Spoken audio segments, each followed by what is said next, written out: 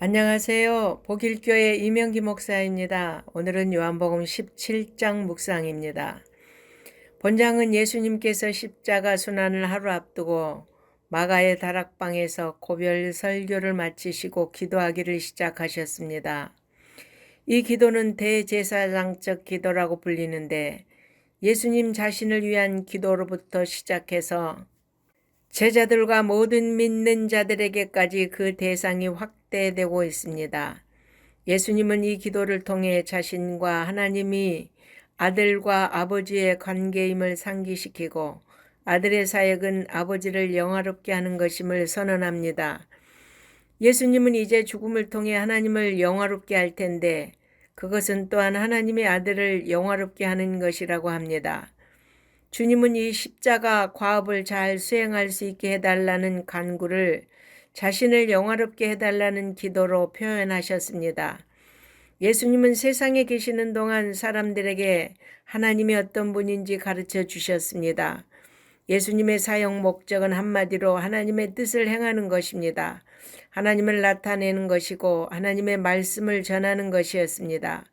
그래서 사람들에게 예수님의 표적과 능력과 말씀이 모두 하나님께로부터 주어진 것을 깨닫게 하고 믿게 하셨습니다.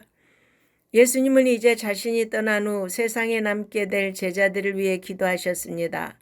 첫 번째 기도는 제자들이 세상으로부터 미움을 받을 텐데 세상과 악한 자들로부터 보호해달라는 기도입니다. 악한 자들에게 빠지지 않도록 그들의 믿음을 굳게 해주시고 계속해서 그들의 믿음이 보존되게 해달라는 것입니다. 둘째는 예수님과 하나님이 하나인 것처럼 제자들이 서로 하나가 되게 해달라는 기도입니다. 세 번째 기도는 그들이 세상에서 사명을 잘 감당하도록 성별해달라는 것입니다. 예수님이 하나님의 보내심을 받아 사명을 다했듯이 제자들도 세상에서 사명을 다하기를 간구한 것입니다. 예수님의 제자들은 세계의 모든 성도들이 주님이 재림 때까지 신앙생활의 중심이 될 교회의 창설자로 세워진 자들입니다. 따라서 이들을 위한 주님의 기도는 신약 교회의 전 성도들을 위한 기도이기도 합니다.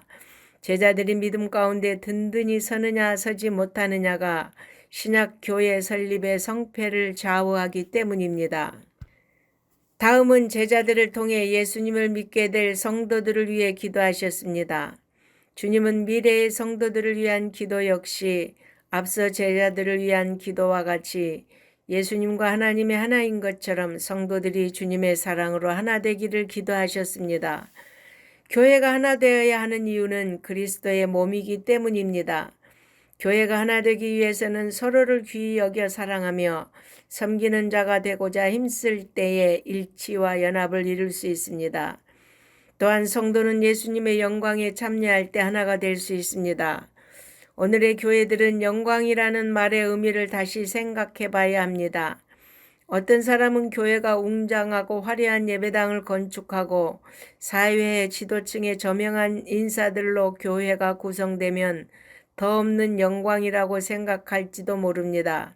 그러나 예수님의 영광은 먼저 십자가를 지시고 인류의 죄를 구속함으로 하나님의 뜻을 이루는 것이 하나님께 영광이라고 하셨습니다.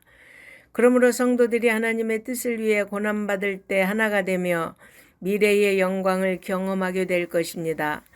예수님이 바라시는 것은 성도의 마음에 하나님의 사랑이 있는 것입니다.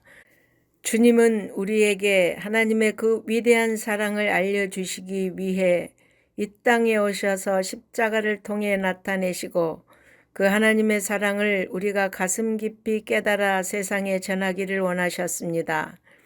그러므로 우리 성도들은 주님이 간절히 바라시는 주님의 뜻에 합당한 성도가 되도록 최선을 다해 힘써야겠습니다. 아멘.